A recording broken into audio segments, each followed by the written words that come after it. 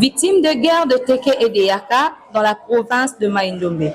Réfugié à Kinshasa dans la commune de Maluku au sein de l'école Epenzamu.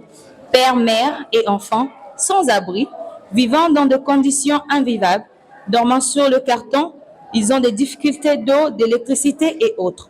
Ils ont reçu ce samedi 20 avril un don, en espoir, du président Jean-David Ngazi et de son ONG, le bouclier Iceberg, qui les a rendus le sourire en les offrant de vivres, de lits, de moustiquaires et un traitement à leur faveur avec l'aide d'un médecin.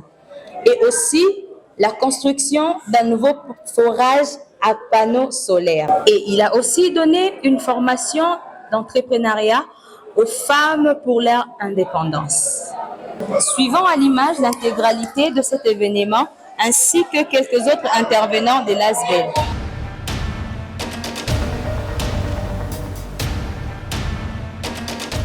Avez d'autres projets pour eux? Ah bah voilà, donc ce n'est pas la première fois.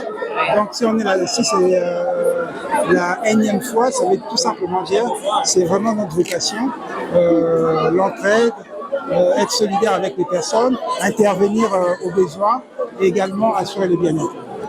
Merci beaucoup. Voilà, c'est un plaisir. Merci. Nous sommes présentement dans la salle où se passe le prélèvement des examens pour nos sinistrés. Il y a des papas, des mamans, des enfants qui sont en ces lieux pour se faire examiner. Depuis leur fuite jusqu'en ces lieux, ils ne se sont pas fait examiner. Ils tombent souvent malades et guérissent par miracle, comme certains le disent. Et aujourd'hui, l'ONG, le bouclier, ont apporté avec eux des équipes médicaux de médecins que nous allons voir tantôt d'une manière, tantôt d'une autre, en train de faire des prélèvements à nos sinistrés, nos papas, nos mamans, nos enfants d'ailleurs. Ils sont très malades, alors ils sont en train de se faire examiner. Et de suite à cela, nous allons parler avec le médecin. Comme vous le voyez, nous ne sommes pas dans un cadre hospitalier. Oui. C'est un hôpital de fortune que nous avons constitué ici. Donc on fait avec... Ce qu'on fait, c'est qu'on soigne les pathologies et on traite ce qu'on peut faire ici, mais les pathologies spécifiques qui nécessitent une hospitalisation, on va les ramener à Kinshasa. On a j'ai la fiche d'une patiente Tanika qui a un abcès dentaire, qui n'arrive même pas à ouvrir la bouche. Je pense qu'on doit les référer vers un service de stomato. Ils disent, mais il y a aussi la glycémie qu'on fait.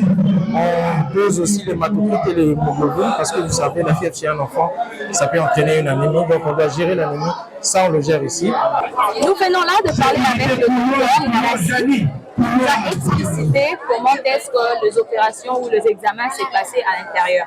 Et maintenant, nous allons aller dans notre salle. Nous allons parler avec un autre médecin pour la suite. Suivez-nous.